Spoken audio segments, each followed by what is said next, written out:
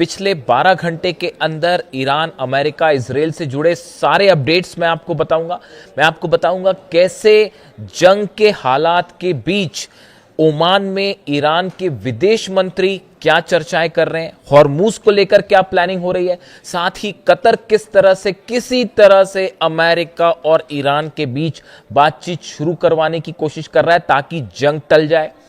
Donald Trump और Saudi के crown Prince के बीच में क्या चर्चाएं हो रही है और इजराइल और अमेरिका के जंगी जहाजों की संख्या कैसे बढ़ती जा रही है, खासकर हॉर्मूज में अमेरिका का aircraft carrier Abraham Lincoln Iran के बेहद करीब पहुंच चुका है, सिर्फ 150 मील की दूरी पर। ऐसे में अब आगे क्या हो सकता है, इसको लेकर हम चर्चाएं करेंगे। लेकिन देखिए, इस वक्त की जो सबसे बड़ी खबर है, अमेरिका ने एक बार फिर ईरान पर बड़ा हमला किया है। ईरान के 10 शहरों में धमाके हुए हैं। देखिए, जो खबरें हैं उसके मुताबिक बंदर अब्बास पे हमला किया गया है, सिरिक आइलैंड पर हमला किया गया है, यहां पे 4 से 5 धमाके हुए हैं। चाबार पोर्ट पर एक बार फिर निशाना बनाया गया है। हैदिनजान इलाके में धमाकों की आवाजें आ रही हैं। मशहर में 5 धमाके हुए हैं। अब्दान इलाके में कई धमाकों की खबरें हैं और बुशहर में एक बार फिर 10 से ज्यादा ठिकानों पर मिसाइल और फाइटर जेट से हमले किए गए हैं। बुशहर में यह बड़ा हमला है। इसके अलावा कोनार्क जो है उसको भी एक बार फिर निशाना बनाया गया है। यानी करीब 10 शहरों में हमले किए गए हैं अमेरिका की तरफ से। और गौर करने वाली बात यह है कि ये हमले बहरीन से किए गए हैं। बहरीन में अमेरिका के जो बेस है वहां से मिसाइल्स दागी गई है, वहां से फाइटर जेट्स ने टेक ऑफ किया है। इस तरह की शुरुआती खबरें हैं। देखिए, हालात इस समय यह है कि एक बार फिर ईरान और अमेरिका के बीच जबरदस्त जंग छिड़ चुकी है।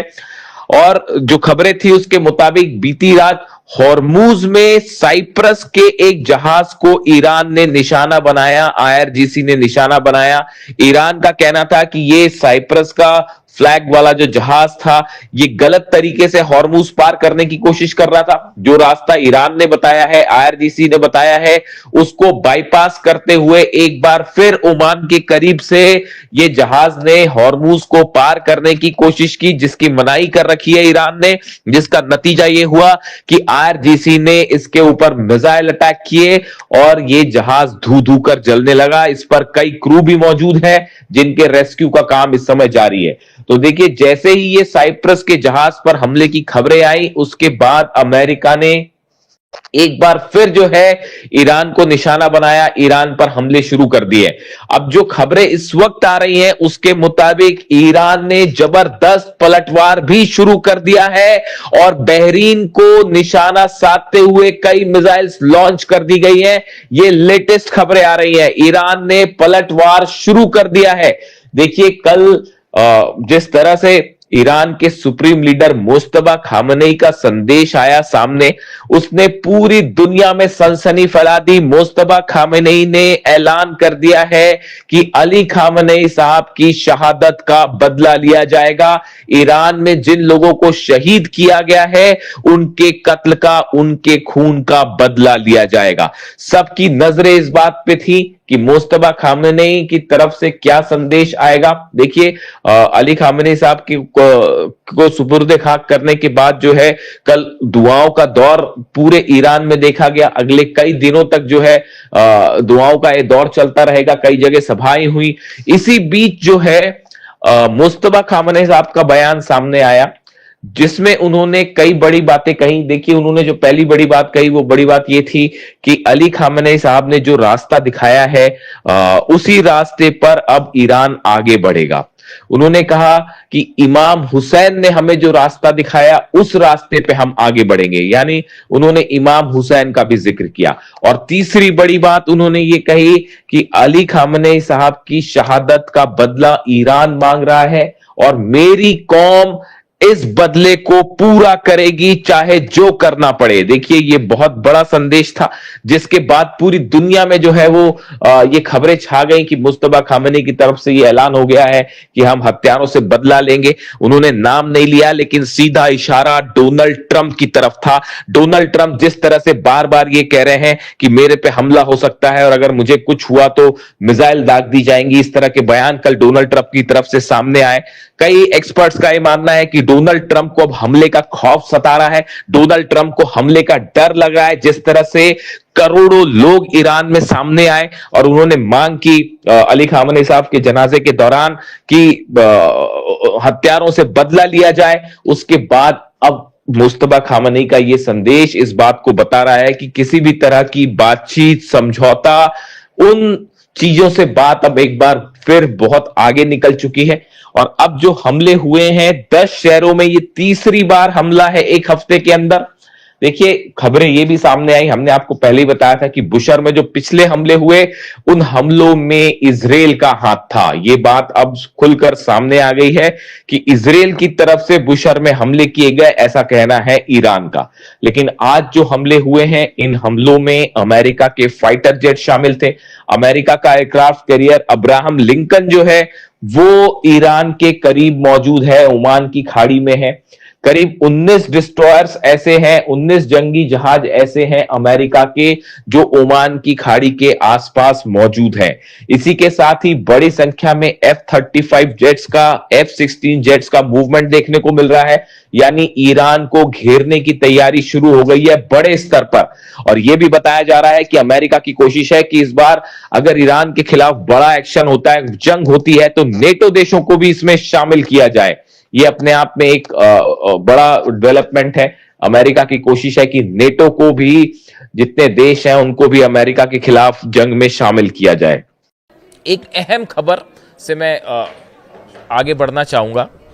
डोनाल्ड ट्रंप का बयान आपने देखा। डोनाल्ड ट्रंप के बड़े 2-3 रोचक बयान सामने आए हैं, जिसमें ऐसा लगता है मानो डोनाल्ड ट्रंप का खौफ और डर अब सबके सामने आना शुरू हो गया है। वो ये कह रहे हैं कि अगर मुझ पर हमला हुआ तो 1000 मिसाइल्स ईरान पर दाग दूंगा। ये बयान आपने कल सुना होगा कि उन्होंने सोशल मीडिया पर लिखा कि मैंने अमेरिका की सेना को आदेश दे रखा है कि अगर मेरे पे हमला होता है तो उसके बाद ईरान पर कैसे हमले किए जाएंगे, 1000 मिसाइल्स दाग दी जाएंगी, कई साल तक हमले किए जाएंगे, हम ईरान का नामो निशान मिटा देंगे। इस तरह की बातें उन्होंने की। तो बड़े सारे एक्सपर्ट्स जो एनालाइज करते हैं डोनाल्ड ट्रंप को, उनका कहना है, उनका ऐसा मानना है कि अब ये क्या डोनाल्ड ट्रंप का डर सामने आ रहा है, डोनाल्ड ट्रंप को खौफ है किसी चीज़ का। बताया जाता है मोसाद ने इनपुट दिया, जैसी खबरें चल रही थी कि मोसाद की तरफ से इनपुट आया और नेतन्याहू ने ये जानकारी दी डोनाल्ड ट्रंप को कि ईरान जो है वो हमला कर सकता है, डोनाल्ड ट्रंप को निशाना बना सकता है। उसके बाद इस तरह की तमाम बातें, अमेरिका में भी उस पर चर्चाएं शुरू हो गई हैं। इन सब के बीच देखिए ईरान के, इसका जिक्र मैं फिर इसलिए कर रहा हूं, ईरान में IRGC के चीफ अहमद वाहिदी साहब का एक बयान सामने आया है इसी मामले से जुड़ा, डोनाल्ड ट्रंप के इस पूरे मामले से जुड़ा कि मेरी मौत हुई तो कोई नहीं बचेगा। पहले उन्होंने ये कहा, फिर अब ये 100 मिसाइल दाग दूंगा अगर मुझ पर हमला हुआ तो अहमद वाहिदी साहब ये कह रहे हैं, IRGC चीफ कह रहे हैं, seeking justice for those slain in the एलिज्ड US Israeli strike remains a legitimate and unforgettable demand. वो ये कह रहे हैं अमेरिका और इजराइल ने ईरान में जिन लोगों को शहीद किया है उनका बदला लेना एक लेजिटिमेट और अनफॉरगेटेबल डिमांड है। यानी हम कभी इस बात को नहीं भूलेंगे कि ईरान में जिन लोगों को शहीद किया गया, उनकी शहादत को हम कभी नहीं भूलेंगे और उनका बदला लेना पूरी तरह से वैधानिक और लेजिटिमेट डिमांड है। ये कौन कह रहा है? ये IRGC के चीफ कह रहे हैं। देखिए डोनाल्ड ट्रंप के इस खौफ का एनालिसिस कर रहे हैं हम। डोनाल्ड ट्रंप ये जो डर दिखा रहे हैं कि भाई कहीं मुझ पे हमला ना हो जाए, और अपना प्लेन बदलना पड़ गया उनको, और अपना रूट भी जो है बार बार बदलना पड़ गया उनको वापस जाते वक्त नेटो से। तो इसकी क्या वजह थी, ये इसके पीछे की हकीकत हम इसको एनालाइज कर रहे हैं। देखिए जो गुस्सा देखने को मिला अली खामेनी साहब की फ्यूनरल के दौरान, उनके जनाजे के दौरान, जो तस्वीरें, जो डिमांड, जो नारे सामने आए ईरान से, उसने दरअसल हकीकत ये है कि पूरे अमेरिका को हिला कर रख दिया। जब 9 करोड़ लोग एक साथ अगर बदले की मांग करें, सड़कों पर आंसुओं का जो है वो सैलाब था और हर आंसू में आक्रोश था और ये मांग हो रही थी कि बदला लो बदला लो। उसको देखकर, उस अली खामनेई साहब के जनाजे की तस्वीरें देखकर अमेरिका के बड़े बड़े एक्सपर्ट ये कहना शुरू कर चुके हैं कि अब ईरान किसी सूरत में ना यूरेनियम देगा ना न्यूक्लियर डील करेगा, चाहे डोनाल्ड ट्रंप अपना जो करना है कर ले।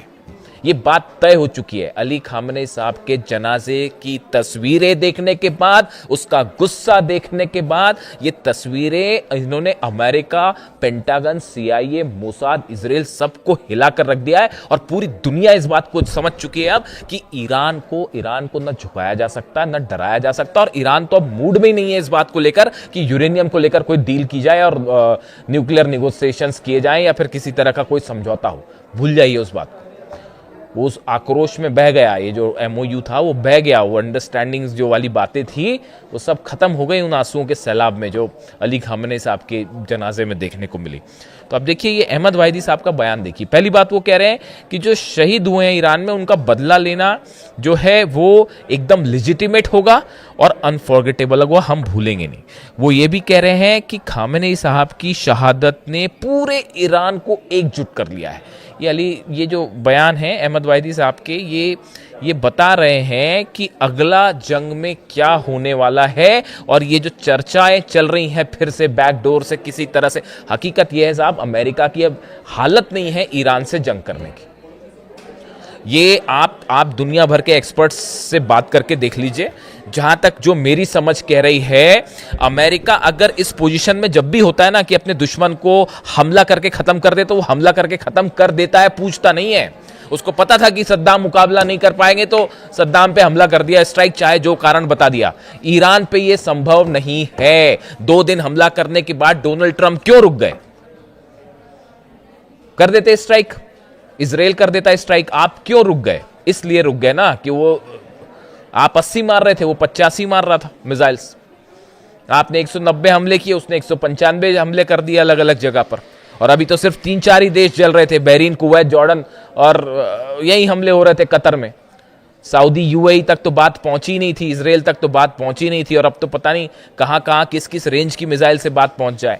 तो देखिए यही बात कह रहे हैं अहमद वाहिदी साहब, कह रहे हैं कि अली खामनेई साहब की शहादत ने पूरे ईरान को एकजुट कर दिया है और आक्रोश से भर दिया है और हर कोई उनके खून का बदला चाहता है। ये IRGC के चीफ कह रहे हैं, ईरान की सेना IRGC के चीफ जो है उनके शब्द हैं, जिन्होंने खामनेई साहब पर हमला करवाया है या हमला किया, उन सब से बदला लिया जाएगा। वो ये कह रहे हैं किसी भी कीमत पर हम उन्हें माफ नहीं करेंगे।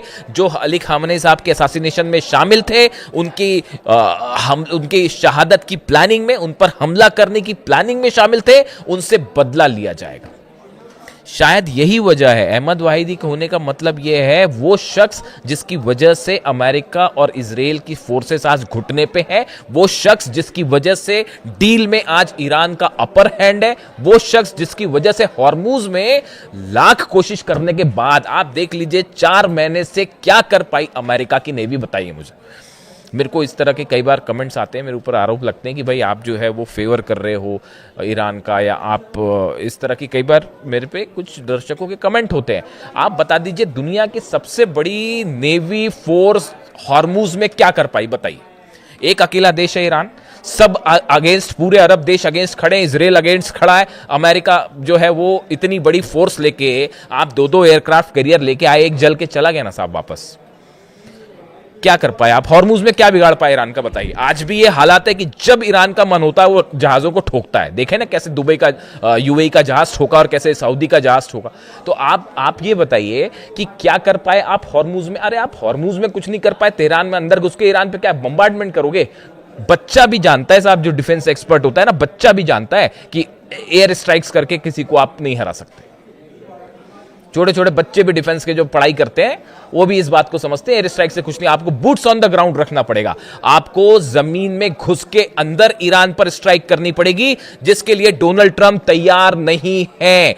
अमेरिकन एक्सपर्ट्स ने बता रखा है कि अगर आप एक्शन करते हैं, ग्राउंड एक्शन करते हैं ईरान में, तो उसमें कैजुअलिटी होगी। अगर आप 100 सोल्जर्स भेज रहे हैं तो 35 मारे जाएंगे साहब, इसीलिए बूट्स ऑन द ग्राउंड नहीं हो पा रहा है। अब जो डोनाल्ड ट्रंप कह रहे हैं कि ये जो बार बार इस बात की चर्चाएं हो रही हैं कि भाई अगर मेरे पे हमला होता है, मेरी मौत होती है, तो मैं ऐसा कर दूंगा वैसा कर दूंगा, उसी को लेके अहमद वाहिदी साहब ने इसका जवाब दिया है। कुछ खबरों की तरफ आते हैं। देखिए, ओमान में बड़ी बैठक हुई है, ईरान के विदेश मंत्री ओमान की यात्रा पर हैं, वहाँ पर तमाम चर्चाएं हुई हैं, हॉर्मूज के मैनेजमेंट को लेकर तमाम चर्चाएं हुई हैं। लेकिन देखिए, हॉर्मूज को लेकर जब भी कोई भी प्रस्ताव होता है, ईरान बड़े समय से इस बात को चाह रहा है कि हम ओमान के साथ मिलकर इसको मैनेज करें। लेकिन हुआ क्या, अमेरिका ने ओमान के साथ मिलकर ही अल्टीमेटली वो बाईपास रास्ता बनाने की कोशिश की ईरान की सेना की बिना जानकारी के, और ईरान ने जहाज ठोके। उसका नतीजा ये है कि ये फिर से हमले हुए, 3 दिन जो हमले हुए।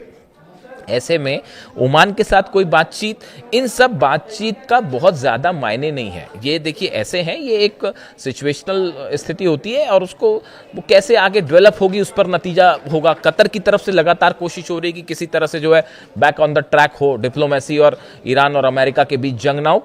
कतर भी उस कोशिश में जुला हुआ है, कतर ने भी अपना डेलीगेशन तेहरान भेज चुका है और वो सबसे मुलाकात हो रही है कि भाई किसी तरह से जंग टाली जाए। कई देश इसमें कोशिश कर रहे हैं। देखिए, इसी बीच एक बेहद अहम खबर ये भी है कि डोनाल्ड ट्रंप ने सऊदी के क्राउन प्रिंस मोहम्मद बिन सलमान से फोन पर बात की और उनसे उन्होंने हॉर्मूज को लेकर, ईरान को लेकर डिटेल में डिस्कशन किया है। अब देखिए हकीकत क्या है, हालात क्या है। मोहम्मद बिन सलमान नहीं चाहते कि ईरान और अमेरिका की फिर से जंग हो। ये बात अब कई सोर्सेस से अलग अलग लेवल पर कंफर्म हो चुकी है। इसकी 2 बड़ी वजह है। मोहम्मद बिन सलमान को ये लग रहा है, पहली बात तो ये लग रहा है कि भाई उनका डिफेंस सिस्टम ऐसा नहीं है कि वो ईरान की खुर्रम शहर, फतेह 2 और बाकी की जो बैलिस्टिक मिसाइल्स हैं उनको रोक पाए। ये बात साफ है। ना थार्ड रोक पाया, ना पेट्रियट रोक पाया। आपने अभी देखा कि क्या हुआ, किस तरह से जो है कुवैत में जो पेट्रियट सिस्टम लगा हुआ था, जो डिफेंस सिस्टम लगा हुआ था, उसके ऊपर मिसाइल गिरी है, खैबर मिसाइल।